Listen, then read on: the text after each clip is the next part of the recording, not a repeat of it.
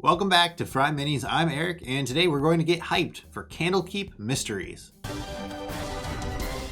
Okay, so Wizards of the Coast recently announced their newest book, Candlekeep Mysteries, and I am super excited for it. It's an anthology of 17 mystery-themed adventures written by a broad range of authors set in the fortress of Candlekeep. The book is set to come out in March at the standard MSRP of $49.95. I've got an affiliate link down in the description. Okay, so I've boiled my thoughts down into 5 major buckets. Let's go. Number 5, new monsters, items, and NPCs.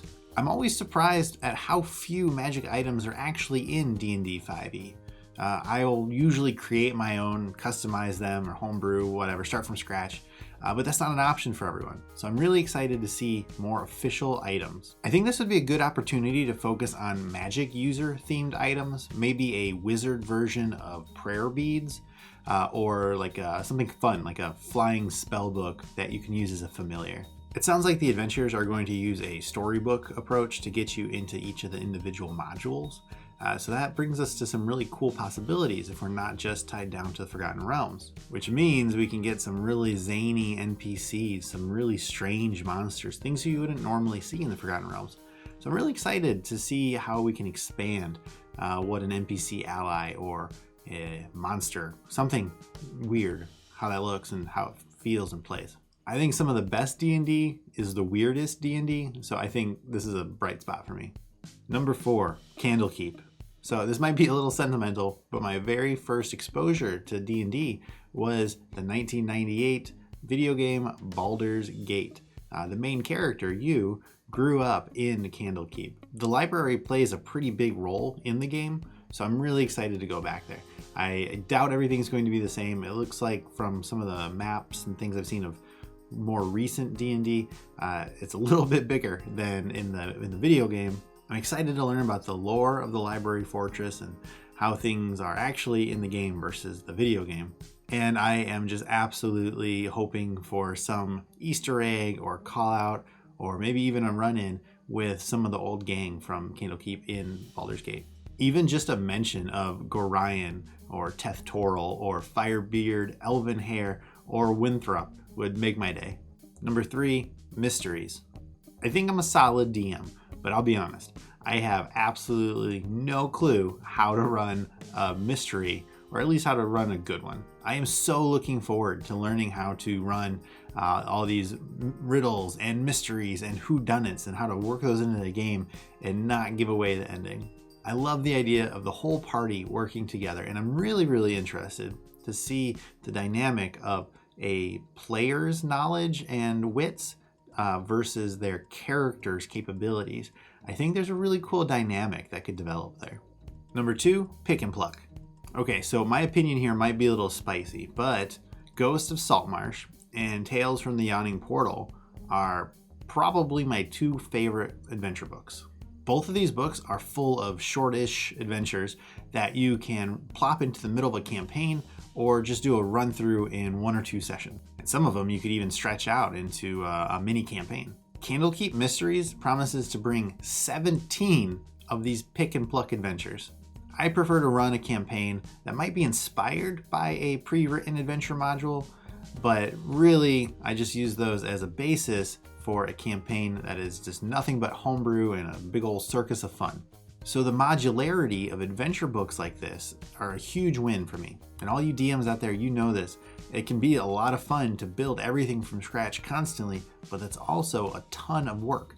So knowing that I've got some of the world's greatest adventures already written, these dungeons, I can just plop them in. It's a huge relief to know that I've always got that safety net of really great content. Okay, we're gonna do a little speculation and use some hashtag math here.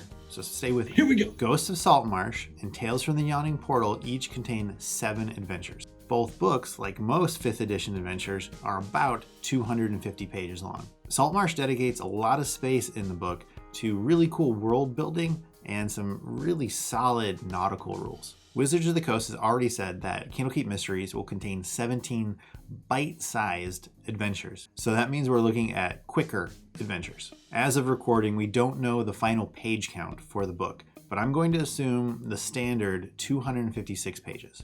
I'm sure there'll be pages dedicated to lore, NPCs, the monsters and items, the stat blocks, things like that.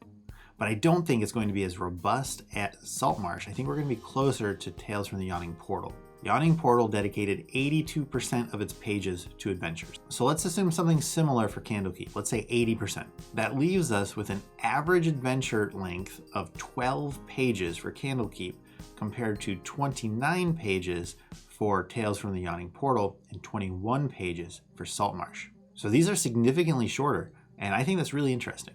Now, a lot of that is obviously conjecture, but I'm willing to bet that my math is in the general ballpark. I think we're going to be pretty close to something that looks like that. I think a collection of short adventures is great. I bet most of these you'll be able to run in just a single 4-hour session. That aligns with my love of pick and pluck adventures, so consider me interested. Number 1, new authors. Okay, look, I love almost every single Wizards of the Coast 5th edition adventure. I think they're great stories written by very impressive authors. They've done some really good work there. However, I'm really excited to see what this new infusion of creativity brings from these new authors, 17 new authors. These writers are a very diverse group of people from all across the D&D fandom. Some of the writers are podcasters, some of them are existing writers, and some of them are those famous players that you see playing in all the big streams. And some of them are pretty critical of Wizards of the Coast. So it's exciting to see all these different viewpoints come together. I'm really interested to see how these perspectives can come together to write adventures and how they actually work in actual gameplay. Increasing the opportunity for people of all backgrounds is nothing but good for D&D. It increases the audience, it increases the talent pool, and it increases the overall visibility of D&D. Heck, one of the adventures features an accessible dungeon with ramps. If you're able to play a game with flying bird people and huge winged lizards that breathe lightning and fire, but a ramp or a wheelchair is too much, I think it might be time to take a long, hard look in the mirror and see where your priorities really are. So the book isn't out for a few more months, so I haven't read it. But I'm willing to bet that the vast majority, if not all, of these adventures are really great. I bet they're each going to bring a unique tone. I think they're all going to have some really clever mechanics and ideas behind them. And I think a lot of this is only because of this special group of authors. It's really important that we give these writers a shot and approach their work with an open mind.